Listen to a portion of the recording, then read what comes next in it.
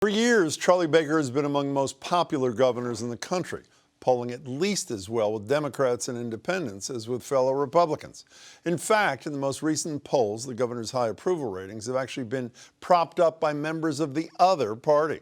In the latest Suffolk survey, 72% of Democrats said they approved of the job he's been doing, while just 53% of GOP members said the same.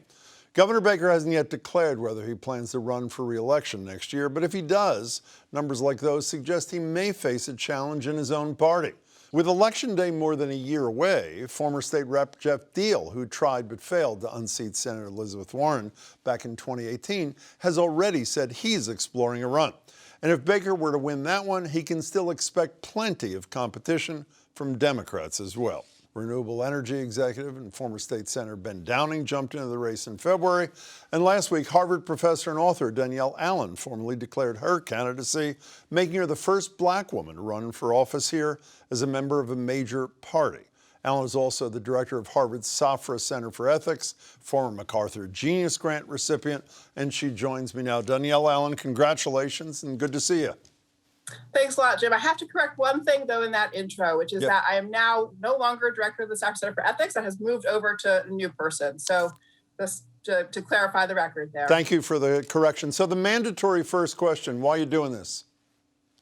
We are in a bad way. We all saw when the pandemic hit just how significantly different the experiences were for different people in our Commonwealth. People in the knowledge sector, such as myself, we just got to roll up the drawbridge and start telecommuting and ride the pandemic out. The bottom fell out from under for so many, especially for people in the service economy. And this is not acceptable. It really is time for us to achieve something transformative, to knit ourselves together into one Commonwealth, to work on the basics, the building block pieces of infrastructure, of housing, transportation, schools, jobs, and justice. Those are the pieces that need to be in place so everybody can have a foundation to stand on, be connected to opportunity and security.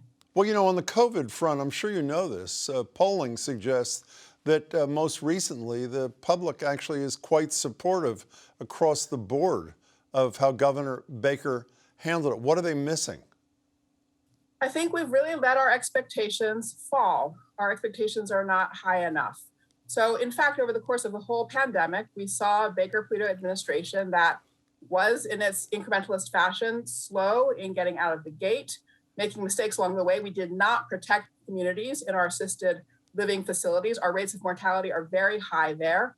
And I think a lot of people have had experiences, but where the voice and representation is not telling their part of the story. We have to raise our expectations so that we hear everybody's experience and recognize that we do actually have the capacity in this Commonwealth to lay a foundation that supports everybody, for everybody to stand on. I think that's the really fundamental thing. Why do you think that the average voter seems to be missing what you think is central to the issue of who should be governor? Well, in all honesty, I think we really struggle to see ourselves as one Commonwealth. We live in 351 towns and cities, and this is a beautiful, wonderful thing. So much, specific qualities of place, qualities of culture, and the like, but we often don't hear stories from other parts of the Commonwealth that we're not in. So in Springfield, for example, 50% of the kids don't go on beyond high school, yet 70% of the jobs in our Commonwealth require a certification beyond high school. That story is not really coming into a Commonwealth-wide conversation.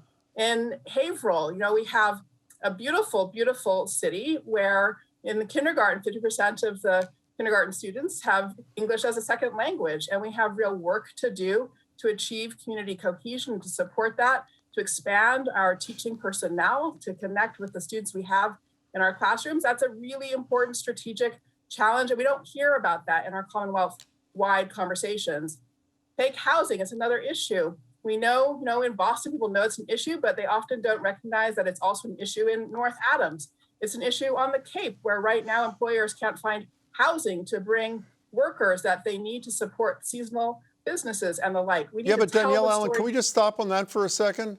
The Democratic legislature is what's standing in the way of the governor's desire to spend a couple of $2 billion out of the federal funds that we've received on that very issue, affordable housing. They're the ones, your fellow Democrats, who are trying to stop him from doing that. We have an incredible opportunity right now with the federal funds, and it's an opportunity that we need to use strategically. Governor Baker is an incrementalist. Everybody who's worked with him knows that Governor Baker is an incrementalist. This is a moment for strategic thinking. We need the legislature to shape that strategic thinking. So, since you've mentioned education, I'm assuming you support the millionaires tax, which will be on the same ballot as the governor's race, which would spend, you're nodding in agreement, so you do support that. How about, there's another, I want to talk about funding of things you care about. There's a bill that's getting a lot of support in the legislature to add sports betting to our revenue-raising abilities. Do you support that? That one I'm still definitely taking a look at. I'm not convinced that we need it as of yet, and I do worry about issues of gambling addiction and the like, and the connection of that in context of communities that are already struggling. So we definitely need to have a conversation about revenue. The millionaires tax is the right piece to be focusing on at the moment. I think we also need advocacy at the federal level. We all saw that news article about Jeff Bezos paying really nothing in taxes. We do need our federal government to ensure that billionaires in the whole country are paying their fair share, are contributing. People need to step up to their responsibility. In Massachusetts, we are a commonwealth.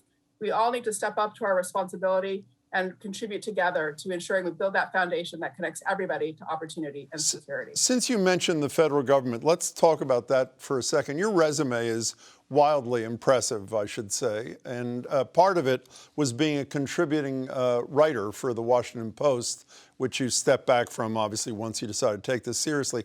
I want to read back to you a line or two from a piece you wrote in January of 2020, right after the first impeachment vote in the House. Congressional Republican support for the president throughout the impeachment process has been remarkable. Are they simply trading truth for power, or are they so far inside the conspiracy theory world of the birther president they can no longer see out of it? Or are they generally aggrieved by the onslaught from Democrats and the left since the first day of Trump's presidency, fighting back because of a sense of wrong? I can understand the final motivation, you wrote, and have sympathy for it. These are the same people who a couple of years later, or a year later, voted to overturn the results of a Democratic election. Do you still understand their motivation and have sympathy for it? Now, here we are in a world where in 2008, people voted for Barack Obama, and then 8 years later, they voted for Donald Trump. There's incredible fluidity and mobility in our politics. I think it is really important, actually, that we separate the question of the Republican Party from the question of ordinary voters and where they are and what degree of openness they have to new possibilities. You mentioned the Republicans. I'm quoting you. You said congressional Republicans are they generally aggrieved by the onslaught from Democrats? You said, I can understand that motivation and have sympathy for it. That's what I'm asking you about, not the general public, those people.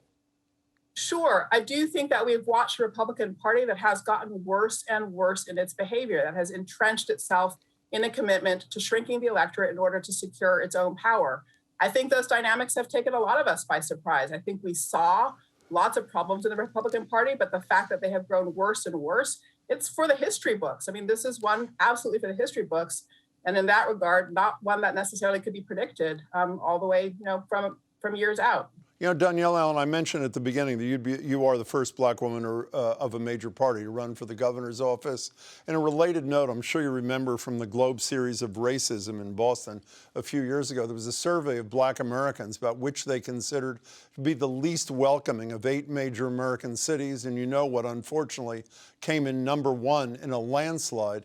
It was Boston. Is it still the least welcoming major city to blacks in America? And if it is, what do you as governor do about it? I think we have incredible resources here in Boston and in the Commonwealth of Massachusetts. Resources that are about respecting community, respecting heritage. We are the first state in the nation to have abolished enslavement. We've had a free Black community from well before other parts of the country did. And I do think it's a time for us in this state to lift up that heritage, to take pride in it, to knit our stories together. A lot of people are doing good work on that front. And I believe that as we do that good work, we strengthen our capacities to welcome. We also, as you know, have a yawning racial wealth gap, which we have to address. And there's a lot of work that we have to do on our economy, on workforce development, on support for small business formation in order to address that yawning racial wealth gap. Unless we do get that tackled, we're not going to solve our problems. And we have to recognize that we have to work on on both of these fronts simultaneously. I hope you'll spend a lot of time here talking about problem solving over the next months. Danielle Allen, congratulations on your candidacy, and thanks for joining with me. Thank you, Jim. Thanks for having me. Be well.